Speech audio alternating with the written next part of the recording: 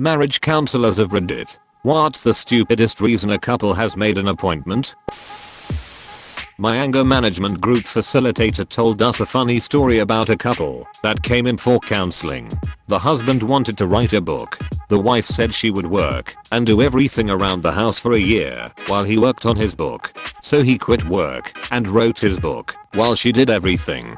The book got published and was a hit. The publisher asked him to do a book signing tour. The wife was furious. She had supported him writing the book and she was done. They came to the appointment and explained the situation.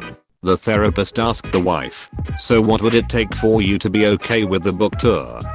She said, "A trip to Hawaii with my sister." The husband was like, "Really?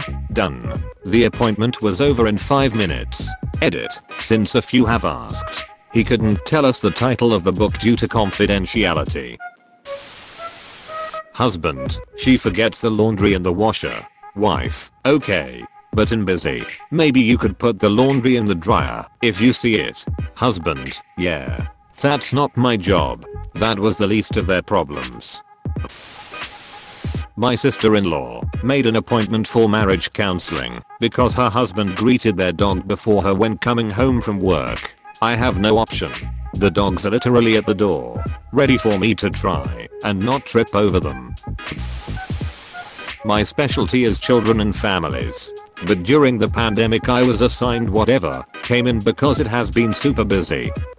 One lady called and spoke with me first about how her husband was horrible at communication and never listened to her. She asked for a couples session. As soon as she ambushed her husband with a "There is a therapist on the line that wants to speak with you," her husband screamed, "You called a therapist because I don't want to paint the house purple." She wanted me to convince him to paint the house purple, and like any normal human who sees colors, he refused to listen to her. Ah yes, the superpower of having eyeballs. My uncle and his wife. Reasoning, she lost a frying pan. I mean, I get that it's a stupid argument, but how the duck do you lose a frying pan? Cupboard, hob, next to sink, into sink to soak, next to sink, because other things need washing. Angry wife puts all the washing in the garden out of spite, because husband never does the ducking washing up, and the kitchen is a ducking mess. Raccoon steals frying pan.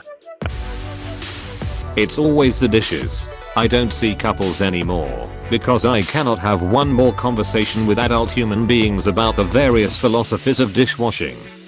Dad told me that the secret to a happy marriage was a dishwasher and 2 bathrooms. Couldn't decide on which chicken to buy for their chicken farm. A pimp and one of his sex workers scheduled a session to see me because they were having jealousy issues. They were legally married and he was unhappy with how she couldn't leave work at work. Best couple ever. A buddy of mine was in therapy with his wife. She told me later that my friend, let's call him Gary, has a drinking problem. Me, wait, what? Since when is Gary drinking? I never saw him drink alcohol. That's the problem, or Gary. I hope you are fine now. Edit. It seems like I worded it in a weird way. Her issue is that he doesn't drink. Not a counselor, but my friend is one.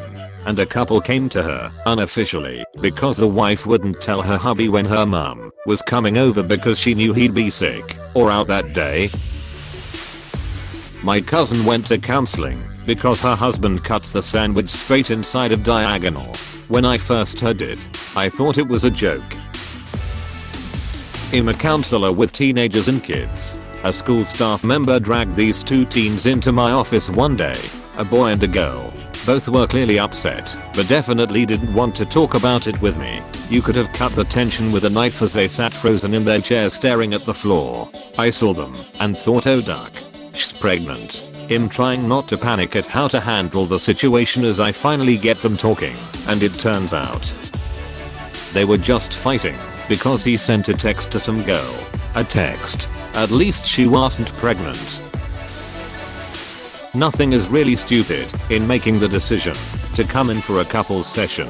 But the most startling session I've had was when the couple had barely sat down and one of them informed the other that the relationship was over, turned to me and said thank you for supporting, partner through this and left the office. Edit.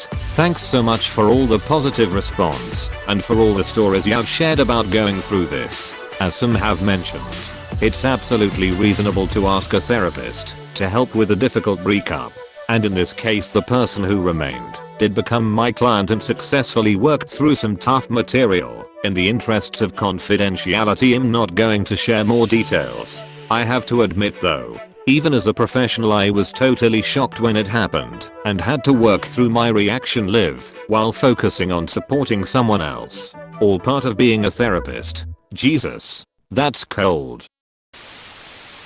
I'm a clinical therapist and had a client bring in their spouse for a session. They both have sporadically treated bipolar disorder. I can only assume what a wild ride their kids are on. Poor kids. I had a woman come in for couples counseling. Over the phone she reported that her boyfriend, with the same last name, very confusing, was distant and was refusing to listening. When the session started, it was just her that showed up. She went on and on about how absent he was and how he refused to see the progress she had been making in her life. It turns out the boyfriend was an ex who had a restraining order against her and lived halfway across the country from her. She was delusional and was receiving treatment for her mental health issues. She just could not get her thinking away from him and legally changed her last name to his because it would mean they would be together. She figured couples counseling was the way to work out their relationship issues. Edit. Not sure this is the stupidest, but it is definitely the most bizarre reason I have had someone make an appointment. Edit. I went to bed and this totally blew up. So, I will try to answer a lot of questions in this edit. I realized things were not adding up when first he didn't show up, and then she told me he didn't live in the same place as her, and she had not spoken with him in over 8 years. None of her story really made sense. Her sister came to pick her up, and I was given the okay to talk to her. The woman's sister had thought she had come to me for individual therapy and told me about the stalking and restraining order as well as her diagnosis. I saw her on an individual basis for about a month until I got her enrolled in ACT Services, which is a team of case managers that will meet her daily if needed, as well as psychiatrist, RNs and individual counseling. She still reaches out everyone once in a while and is doing well. She is holding down a part-time job and living independently now. She still thinks that man is her soulmate and that they are spiritually together. To all the people making Orange is the New Black references, I have never watched the show. I'm sorry. No, I did not breach confidentiality because my name is not given. Her FI was not given, and no specifics were given. Also, thank you for my first awards. Because naps. On weekends, I take a nap in the afternoon. Boyfriend was not okay with that and insisted I stop. He'll never forget the surreal feeling of his roommates watching me leave his house while he yelled at me. My ex made a nap for us when he got his side girl pregnant. I was 26 and in grad school, lonely, stressed, and horribly gaslit, and went along. At the time the therapist would say, if he hasn't changed by now he's not going to. Usually I'm trying to keep people together, but I'm not sure I can now, and I would get mad. Now I look back, and things come on girl. Run edit to at, we broke up about 3 to 4 months later. It hurt unbelievably for a bit at first, but after some time, distraction, and actual effort to move forward coupled with a year of deciding to just be single, I'm now doing phenomenally. It's so easy to want to keep something, even if it's disgusting and poisonous, because you don't see all the lying and cheating. You see the cute falling asleep together and hand holding, but staying is worse than leaving sometimes. And I'm just so happy to be out of that and as far away from that dumpster fire of his life as possible. Vaccinate their child. Dad say go. Mom says no. Go. Dad, go. See dad go. Not me, but my buddy's wife demanded counseling after he refused to fix his habit of leaving the seat up. Apparently the straw that broke the camel's back was he didn't realize his poo came back up and she fell into the toilet on his old waterlogged shit. Poseidon's embrace. I would have gone with the Kraken or something, but that's just me. Husband claimed Reddit said he wasn't the asshole. Wife said he was. From the other side, I ran into an ex-girlfriend after being broken up for a long time. We decided to go to couples counseling as friends to clarify some stuff from the past. We went to the session, talked about some heavy stuff, but then ended up being very supportive to each other and laughed and stuck up for each other in a weird way. At the end, the counselor guy was just staring at us sort of dumbfounded and said something along the lines of, "Oh, you two clearly need to get back to Jetheri." Just remembered his face. He was looking at us like we were idiots. I think the idea of post-breakup couples counseling as friends might have been a new thing as well. Update: we got back together for about 2 weeks. I was away for work and she went on a vacation with another guy. When I find out, she said she didn't know she wasn't supposed to. We were very much in love for quite a few years, but at the end of our relationship she really started acting weird.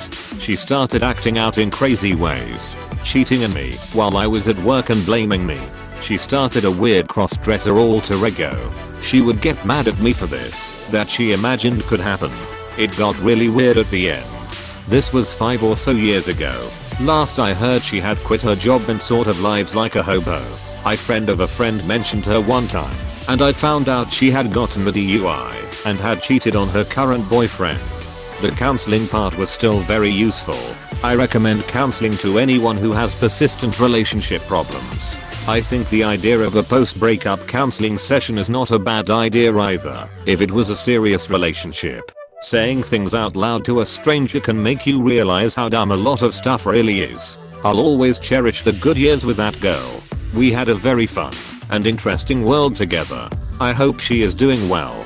I learned a lot from that relationship, which set me onto the path of a much better life and a much more mature outlook on communication and relationships.